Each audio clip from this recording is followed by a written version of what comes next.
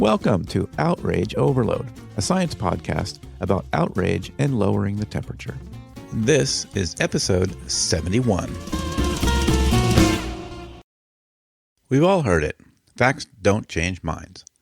It's become almost conventional wisdom. But what if that's not quite true? What if the problem isn't the facts themselves, but how we deliver them, and who they come from? In today's political climate, political conversations feel like landmines. We're not just divided on policy issues, we're divided on each other. That's affective polarization, the growing dislike, even distrust, of people on the other side. And if facts can't change either policy views or our feelings toward opponents, then what hope is there for bridging the divide toward a shared reality? Maybe facts can move the needle, just not in the ways we've been testing. And that's what we're going to talk about on this episode of the Outrage Overload podcast. I'm your host, David Beckmeyer, and today's guest has been running some fascinating experiments that challenge the facts don't work narrative and offer new insights into how beliefs actually change. So my name is Nick Stagnaro. I am a research scientist at MIT in the Human Cooperation Lab predominantly, and then I'm also a senior research fellow at Stanford University working in the Politics and Social Change Lab. And broadly, I'm really interested in the intersection of what people believe and sort of what they learn and what they sort of come to know about the world. Nick Stagnaro is a social scientist focused on the mechanics of belief change. In his recent study, he tested what happens when people go beyond quick fact checks or short sound bites and instead receive a full factual training on a hot-button issue, such as gun control. The results? People's views shifted toward a more nuanced middle ground. But while the facts changed their policy attitudes, they didn't change how those people felt about their opponents. That puzzle drives Nick's work. He's also looked at the role of credibility. How affirming what someone already believes or showing real competence can make a source trustworthy enough to break through. And he's exploring bold new approaches, like using AI to generate compelling debates that people can watch to refine their beliefs, or experimenting with podcasts as a medium to deliver information in a way that might actually work. So, do facts really work or don't they? In this conversation, we dig into that question, unpack the nuances, and look at what it all means for a society stuck in polarization. Let's hear all about it right now.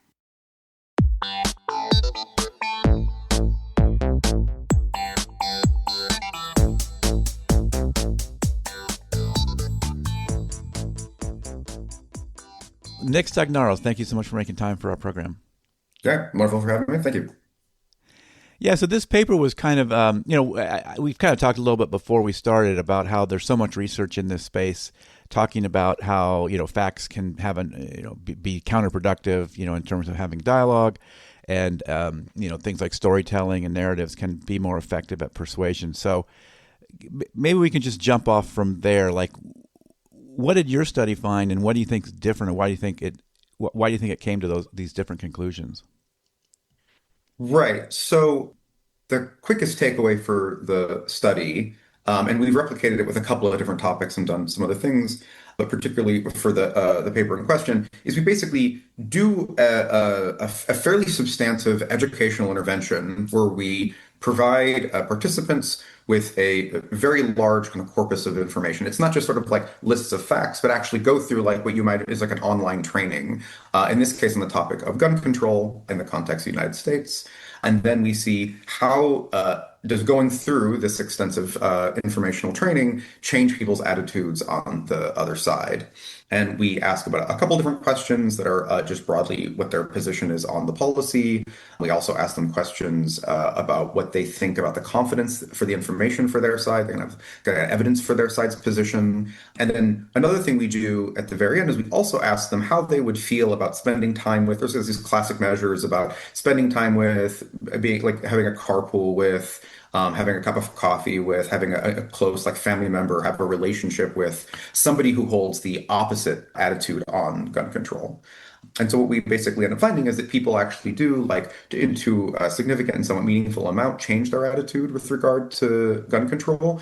What it looks like is if you're on either side of the political debate, because oftentimes this is a kind of a bimodal position, a lot of people are on either side of this issue. You find people kind of in the middle ranges, but it clusters fairly well in the ends. You see a shifting towards the middle as people sort of recognize what they thought they knew, wasn't necessarily correct, and that there's actually a lot more nuance and complexity in the topic. But what you end up not seeing is there's actually no change in their position towards an individual who disagrees with them.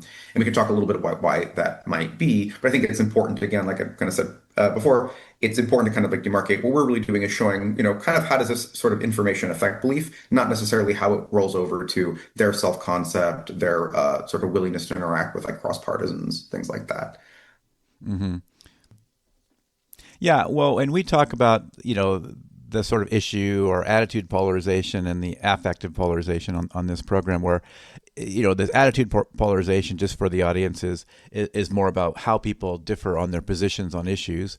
Mm-hmm. And this affective polarization is a sort of about their mutual hostility or just negative emotions toward each other. And as you note in this study, this you characterize it, I think this time it's more like a training, or this, in other words, exposing a lot more of this nuance. Mm-hmm. Didn't affect that affective polarization, but Mm-hmm. it seems like that's where a lot of our problems come in. So I guess maybe we could talk about a little bit, maybe some ideas that you have about why that didn't happen, and then or maybe even ideas that you think you could do. What is a way to maybe move that part of the needle or that needle? Yeah, and to be clear, like I think that there's like a lot of different ideas about what is there's obviously a lot going on in the context of the United States and the greater globe. And so you'd think, okay, like what is the lever I want to dedicate like my time and resources on? Do I want to like try to shift how people endorse certain policies? Do I want them to like sort of engage and spend time together in a way that's more civil and more thoughtful? Do I want to just particularly pull back, say, aspects of the more like vitriolic or like aggressive? We've recently had multiple assassinations, or so the more extreme kind of like anti-democratic kind of dimensions. I personally am interested in beliefs, and I'm interested in how people kind of like think about concepts in the world that can spill over. And as other projects I have that have looked at affective polarization, um, that is a little bit sort of like off to the side of like the core question that I'm most interested in trying to like understand. I think there's also a lot of like thoughtful work to like question whether or not if we got people to be more civil, to engage in better conversations, to spend more time together, is that actually going to translate to a change in policy if you really care about things about like how we engage in immigration or how we think about policing or whatnot. So yeah, that's a really open debate about whether or not you want to pull on one lever for the other, I think that's what you really, really care about is I just really care about like civility, or I really, really care about the most the kind of like immediate localized effect of my treatment, or one person's treatment. So that's sort of one thought about why I would select one over the other. When it comes to why it is that this sort of intervention is not going to at least immediately shift people's attitudes. And also we did a month-long follow-up. So we looked at the attitude change at like, the immediate time point directly after the treatment. Then we also looked at a month later. And in both cases, you see no movement for this affective polarization end of it. And my thoughts are basically what people learn when they go through the training. And the training is really designed to be very engaging, very like information oriented. It has nothing to do with really trying to spend time you talking about different coalitions and different like political groups and their like incentives necessarily, although sometimes you might touch a little bit of that to talk about it. So what people learn when they go through the training is that they learn, we actually can show this with like where you see between treatment and control, where you see gaps of knowledge close off, like they start off at different, and they kind of like shrink up, is that people who are start off in say like a more pro-gun or more gun control camp, they end up like shrinking the differences when they get the training. They sort of recognize what the other side maybe knew a little bit more so than they themselves did. And that's helping them kind of get a more like extensive and like a complete kind of knowledge set. But that doesn't necessarily mean that you have to feel good about some of these topics, or that doesn't necessarily mean that it has any effect whatsoever on your attitudes about like immigration, again, policing, what have you. And so, given how sordid the United States is right now, and what I mean by that, it's sort of just a kind of a term in political science for how much sort of like your beliefs on like policy A are like correlated with policy B, C, D, so on and so forth. And that these things are now much more clustered in the political camps than they were, say, like, 30, 40, 50 years ago. I think that it's totally reasonable. A person could say, hey, this person you're introducing me to in this like vignette or whatever, I might think that their positions on gun control are a lot more nuanced or complicated than I initially thought. Maybe I should think more about that. But like, I also assume that they're probably going to have opinions about immigration, opinions about a whole host of other topics, abortion, that I actually don't agree with. And there's no reason to think that that's like okay to be that way or whatever. And oftentimes, I think what happens, people just want to opt out of those situations or like downweight the likelihood they're going to participate. A really interesting open question is something I want to do, but is like fairly time intensive, so it's going to take a while to do, is do like a series of trainings on a bunch of different topics for a set of individuals and say, okay, once you actually have, say, like a large number of your beliefs sort of like pushed and challenged and you kind of increase understanding, does that actually make you change over time your perception of that individual? There's research by Kirk Gray, I think you had him maybe on a podcast a while back, that like their big takeaways, if I remember correctly, is that these stories really increase the sense at which an individual perceives the person who they're hearing about as being reasonable and like rational. And they may not agree with where they've landed, but they sort of view them as being more like sort of a respectable person for going that way. And you could imagine something similar in this case, but simultaneously also like do the thing that I think Kurtz does not do, which is sort of like, oh, okay, maybe I also should take a slightly different look at those policies or those ideas, if that makes sense. Hmm. Yeah, and from sort of my own curiosity position, I'm really interested in this idea of sort of providing this larger set of information, as opposed to it would make sense to me that would have more effect than often when people say facts don't work. They're talking about like throwing out a Fox News fact or throwing out an MSNBC fact, right, yeah. Just like some talking point from either side.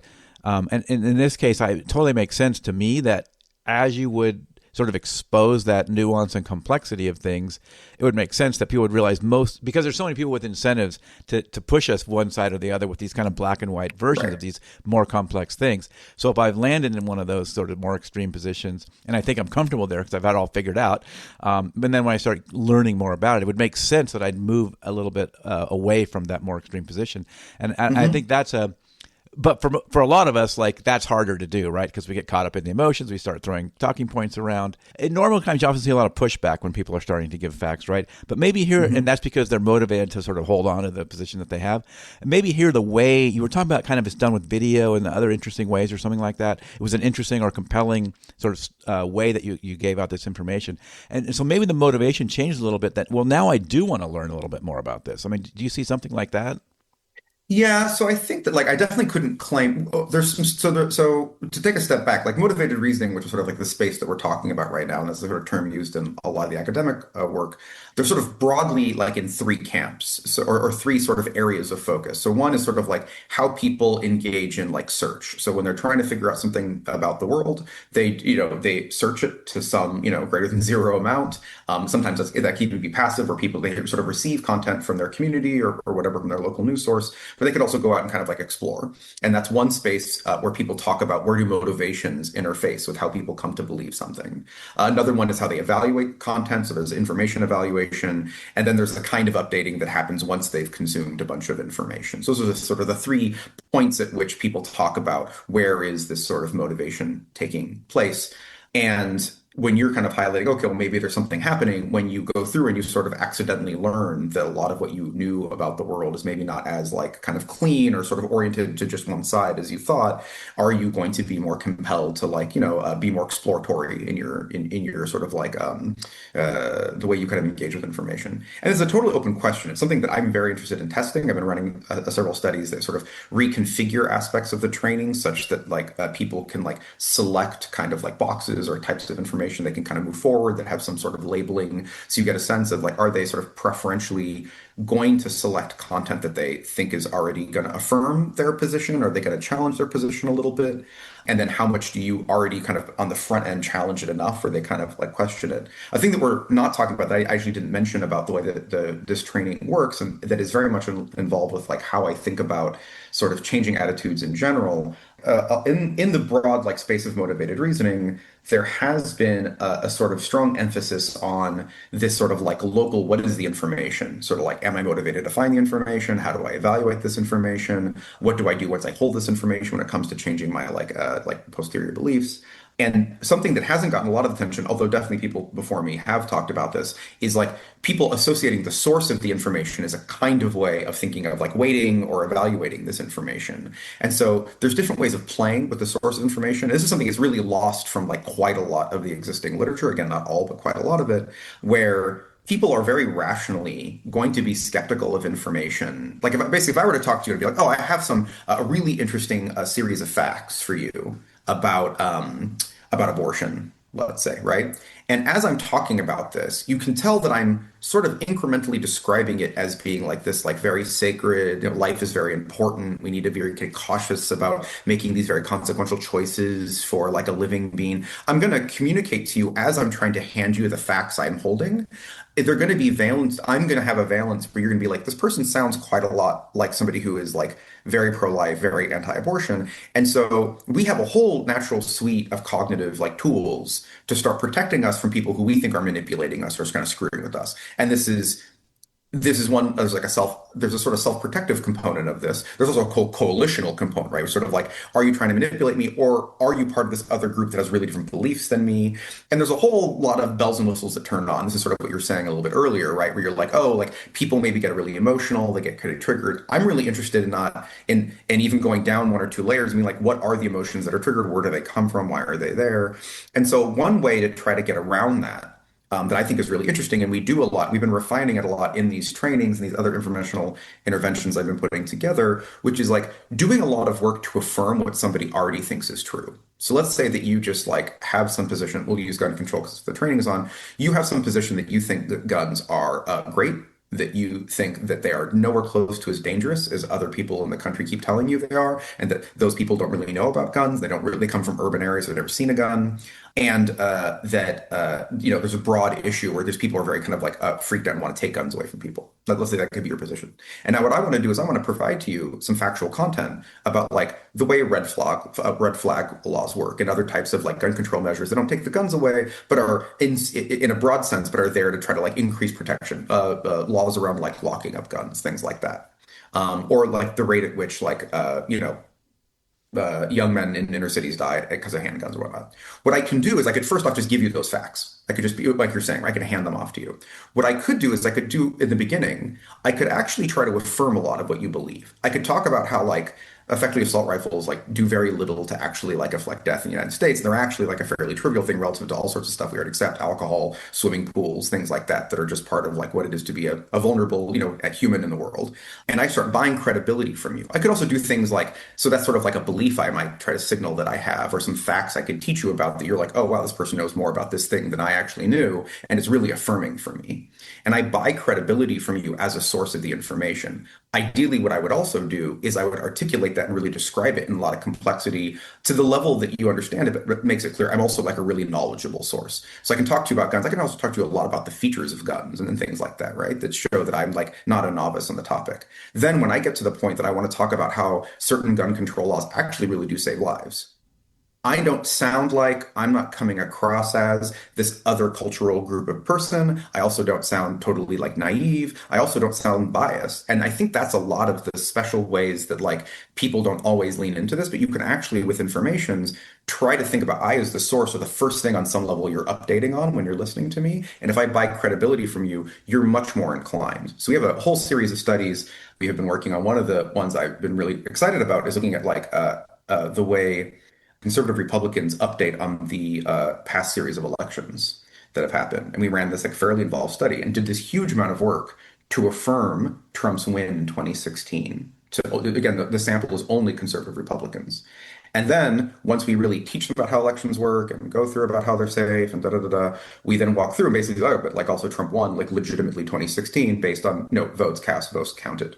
We do all that work. We then go into 2020 and be like, all these things I've taught you also worked in 2020. 2020 also was like a legitimate win. He didn't win, but like these are all the things that worked and why it was legitimate. And you see there's huge changes where there's much, much, much more increase in believing that it was a legitimate election, that there wasn't any like, kind of democratic, illegal acting under the scenes to change it. And again, I think that happens because we do so much work to try to like buy credibility from the participants on the front end. Anyway, I'm talking a lot, but I'm trying to give you some sense of like my thinking of like what is something that hasn't been done a lot as in the past, which is really focusing on the source and really like honestly signaling that the source is not biased and also is competent as a way of buying credibility from participants and help them kind of like feel like, okay, this is like a legitimate thing to like update my beliefs on.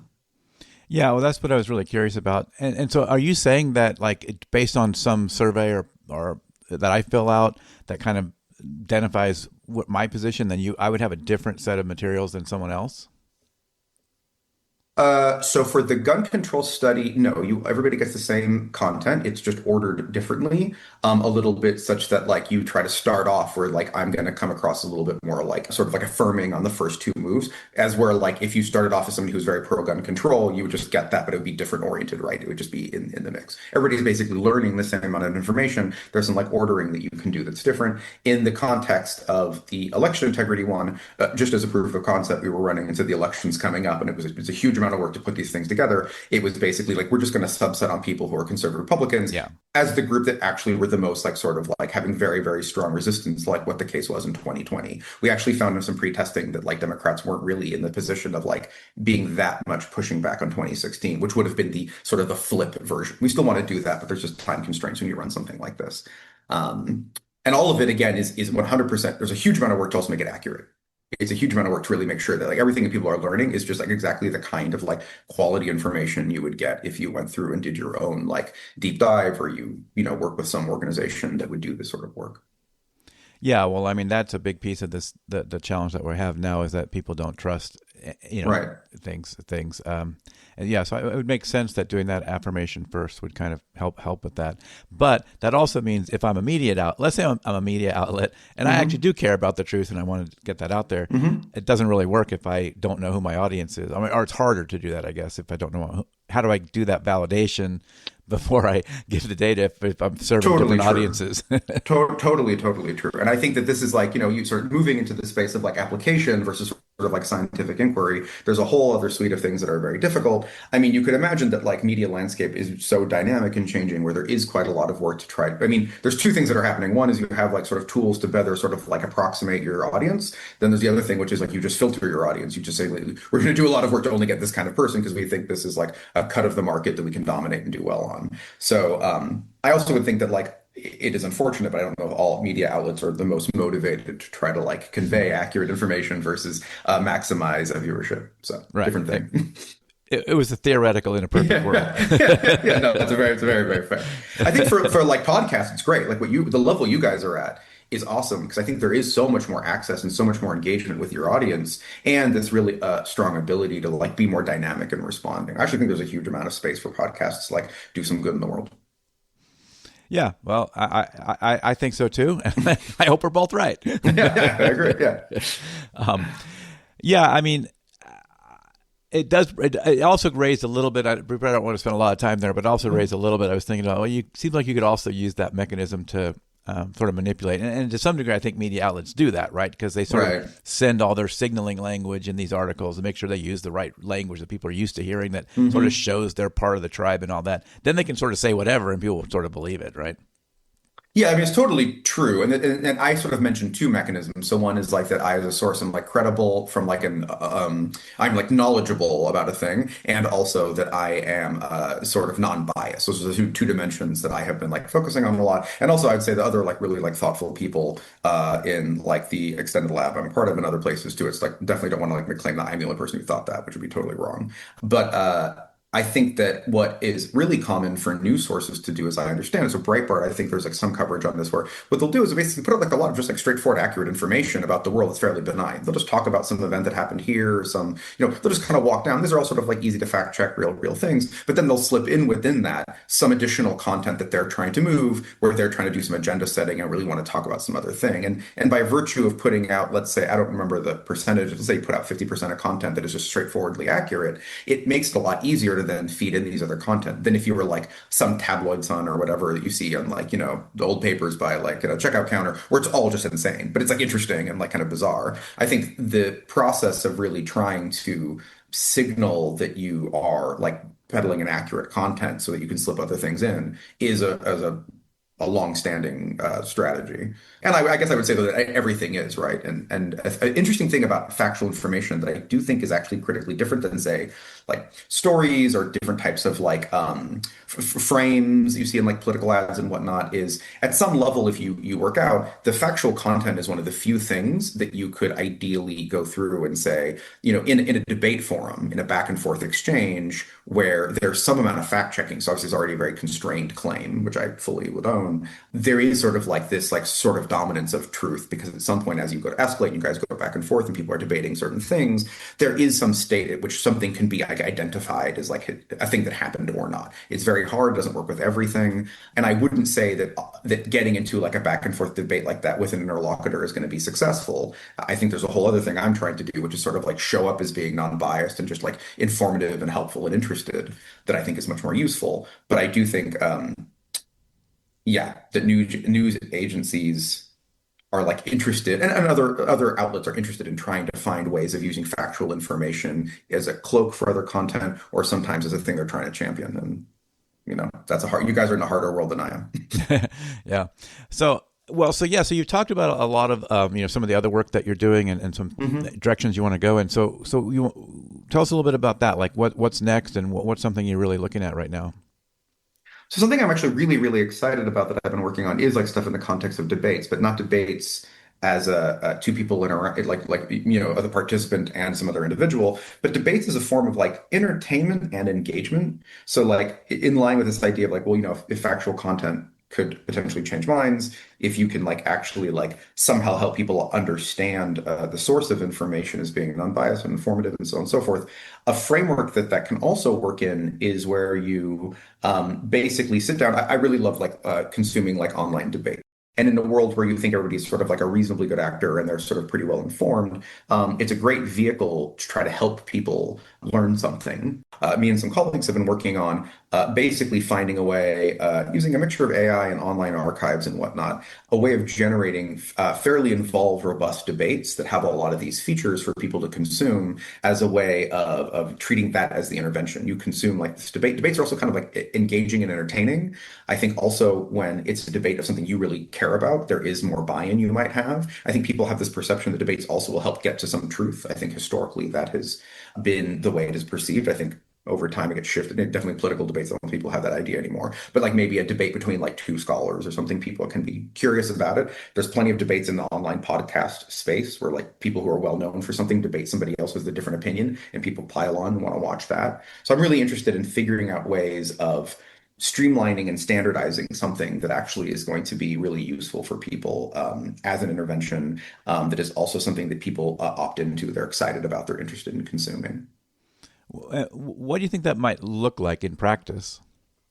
So what that might look like in practice would be something to the effect of we structure debate, I don't know, say like immigration, you make some claim about immigration, you're saying, okay, here's like the points you want to debate, and then you feed in like the wealth of like the content of the internet into the different debaters while sort of like prompting them to have like these two different sides, and then you have them engage, debate back and forth in conversation with each other about that topic. And we're still working out the nuts and bolts of it, but so far it's just a very engaged, interesting back and forth. There's some constraining, but what the person, I as a participant who's watching the whole thing playing out, get to enjoy is you get to enjoy different like strong arguments being put forward and then knocked down and then back and forth. And at some point it might get stuck where it's sort of like there isn't really actually a legit argument against this point, and then they'll have to switch on to something else. And the question, the scientific question I'm interested in is, do people actually see at that point that that's actually some litigated feature that's probably the most true thing that we know? Like that the most true thing we know on this particular topic in this particular subtopic is that thing. And there isn't really an argument or factual content against that. It just sort of sits there. And I think a really interesting open question, and there's some like theoretical work about like, what does reason do and why do we species reason? Part of the argument is like it is to come to like better like kind of collectively identified answers to things culturally, socially. And if that is a true feature of our psychology, what might actually be really interesting is that we actually do receive in a back and forth communal debate point. At the end point, you think, okay, that might just be the truth of the matter. And if you do that enough times and people can kind of map out some space, that people actually walk away more informed and ideally, corrected, with their beliefs in the direction of like whatever they're landing on. And then particularly finding the right formula, which is very much in, I guess, your world relative to mine, what is really engaging and entertaining, such that you don't have to pay people to go into a study and do it, but like you could post it online. People are kind of like, oh, I would like to consume that. And we're working with one or two organizations that are very interested in trying to do this, and they're trying to like leverage what we know about AI and a bunch of other things to make kind of like consumable products for like online enjoyment. And so trying to work in collaboration with them to also take what we're thinking, what we're seeing in the lab, and we're putting together in the lab and making it actual like a product that could be like fun and engaging, but also simultaneously do some good and help people kind of get their beliefs more directed towards, what at least we know about the true state, about the state of the world as close as it can be to true. Interesting. Mm-hmm. Yeah, I don't do a debate show, but it is funny because some of the feedback that I get from listeners, they're often going, "Would you host a debate show?" kind of thing, Mm-hmm. right?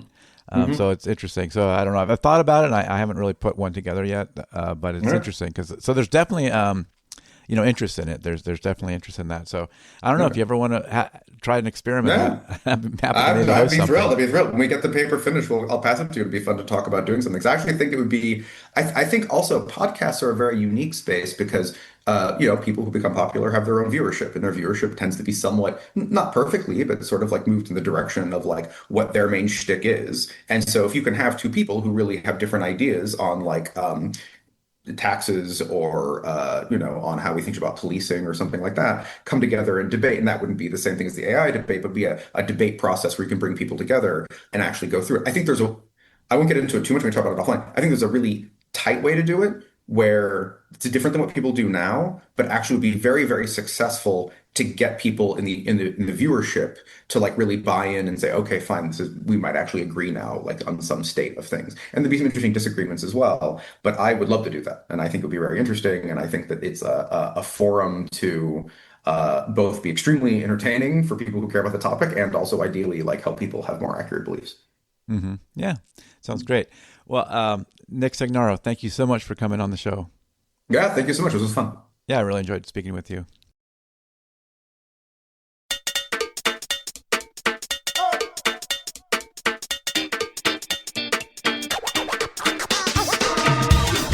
That is it for this episode of the Outrage Overload podcast. For links to everything we talked about on this episode, go to outrageoverload.net. If something in this episode sparked a thought, or maybe even lit a fire, I'd love to hear from you. You can leave a voice message or even schedule a quick one-on-one chat right from our contact page at outrageoverload.net/contact. If you found this episode valuable, please share it or leave a review. It really helps. Thanks for listening, and I'll catch you next time.